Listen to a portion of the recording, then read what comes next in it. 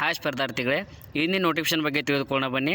ಇಂದಿನ ನೋಟಿಫಿಕೇಶನ್ ಏನಪ್ಪ ಅಂದರೆ ಕೃಷಿ ವಿಜ್ಞಾನ ಕೇಂದ್ರ ನವಾಡ್ a unit of Indian Council of Agricultural Research ಅಂಡರ್ನಲ್ಲಿ ಖಾಲಿ ಇರುವ ಹುದ್ದೆ ಬಗ್ಗೆ ನೋಡಿಕೊಳ್ಳೋಣ. ಈಗಾಗಲೇ ಅಪ್ಲಿಕೇಶನ್ನ 5/4/2025 ಆನ್ಲೈನಲ್ಲಿ ಅಪ್ಲಿಕೇಶನ್ ಪ್ರಾರಂಭವಾಗಿದ್ದು ಯಾವ ಹುದ್ದೆ ಖಾಲಿ ಇದೆ ಮತ್ತು ಕ್ವಾಲಿಫಿಕೇಷನ್ ನಮ್ಮದು ಯಾವ ರೀತಿ ಆಗಿರ್ಬೇಕಂತ ನೋಡೋಣ. ನೋಡೋಕ್ಕಿಂತ ಮುಂಚೆ ಇನ್ನೂ ಯಾರು ನನ್ನ ಚಾನಲ್ಗೆ ಸಬ್ಸ್ಕ್ರೈಬ್ ಆಗಿಲ್ಲ, ದಯವಿಟ್ಟು ಸಬ್ಸ್ಕ್ರೈಬ್ ಮಾಡಿಕೊಳ್ಳಿ.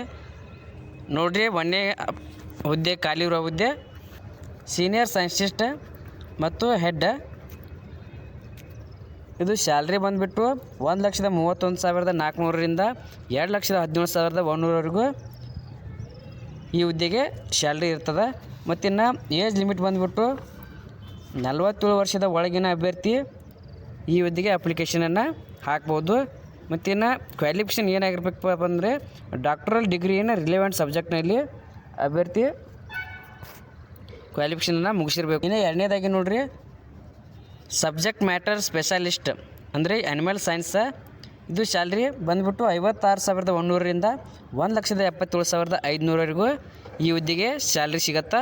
ಮತ್ತಿನ್ನು ಏಜ್ ಲಿಮಿಟ 37 ವರ್ಷದ ಒಳಗಿನ ಅಭ್ಯರ್ಥಿ ಈ ಹುದ್ದೆಗೆ ಅಪ್ಲಿಕೇಶನನ್ನು ಹಾಕ್ಬೋದು.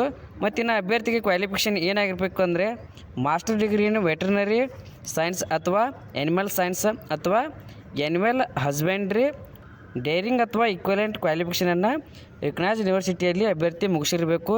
ಮತ್ತು 2 ವರ್ಷಗಳ ಕಾಲ ಎಕ್ಸ್ಪೀರಿಯೆನ್ಸನ್ನು ICARನಲ್ಲಿ ಅಥವಾ KVK ಅಥವಾ ಅದರ್ ಇನ್ಸ್ಟಿಟ್ಯೂಟ್ನಲ್ಲಿ ಅಭ್ಯರ್ಥಿ ಮುಗಿಸಿರಬೇಕು.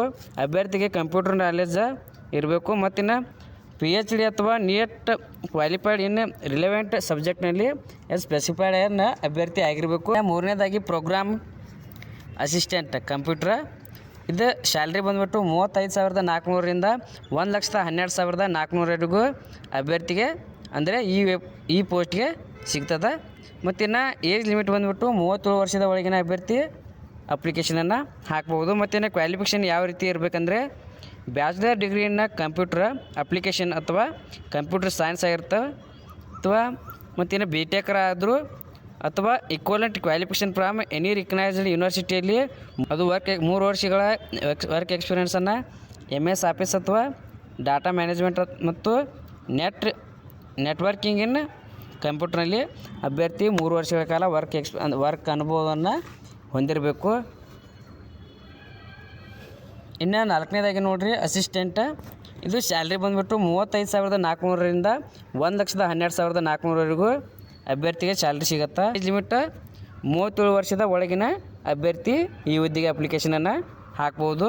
ಇನ್ನು ಕ್ವಾಲಿಫಿಕೇಷನ್ ಬಂದುಬಿಟ್ಟು ಬ್ಯಾಚುಲರ್ ಡಿಗ್ರಿ ಕಾಮರ್ಸ್ ಅಥವಾ CS ಸೈನ್ಸ್ ಆಗಿರ್ಬೋದು, ಆರ್ಟ್ಸ್ ಆಗಿರ್ಬೋದು, ಕ್ವಾಲಿಫಿಕೇಷನ್ ಮುಗಿಸಿದ ಅಭ್ಯರ್ಥಿ ಹಾಕ್ಬೋದು.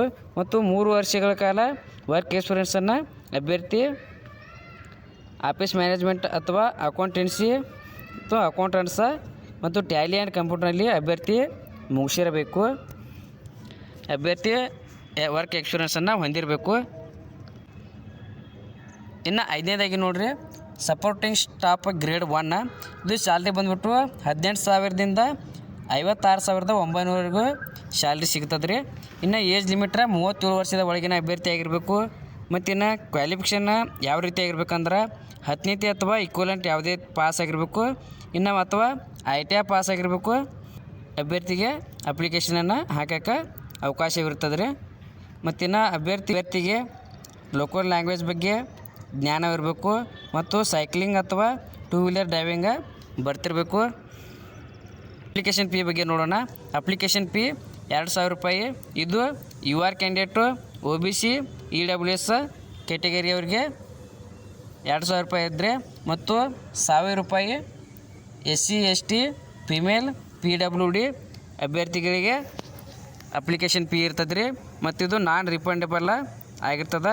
ಅಪ್ಲಿಕೇಶನ್ ಫೀಯನ್ನು ಆನ್ಲೈನ್ ಮೂಲಕ ಅಪ್ಲಿಕೇಶನ್ ಫೀ ತುಂಬಬೇಕು. ನೋಡಿರಿ, ಅಪ್ಲಿಕೇಶನ್ನ ಈಗಾಗಲೇ 5/4/2025 ಪ್ರಾರಂಭವಾಗಿದ್ದು ಕೊನೆಯ 21 ದಿನಗಳವರೆಗೆ ಅಪ್ಲಿಕೇಶನನ್ನು ನಿಮಗೆ ಆನ್ಲೈನ್ ಮೂಲಕ ಹಾಕಲು ಅವಕಾಶವಿರ್ತದೆ. Thank you. ಇನ್ನೂ ಯಾರು ನನ್ನ ಚಾನಲ್ಗೆ ಸಬ್ಸ್ಕ್ರೈಬ್ ಆಗಿಲ್ಲ, ದಯವಿಟ್ಟು ಸಬ್ಸ್ಕ್ರೈಬ್ ಮಾಡಿಕೊಳ್ಳಿ. ಮುಂದೆ ಯಾವುದೇ ಜಾಬ್ ಬಗ್ಗೆ ನಾನು ತಿಳಿಸಿದಾಗ ನಿಮಗೆ ನೋಟಿಫಿಕೇಷನ್ ಮೂಲಕ ತಿಳಿದು ಬರುತ್ತದೆ.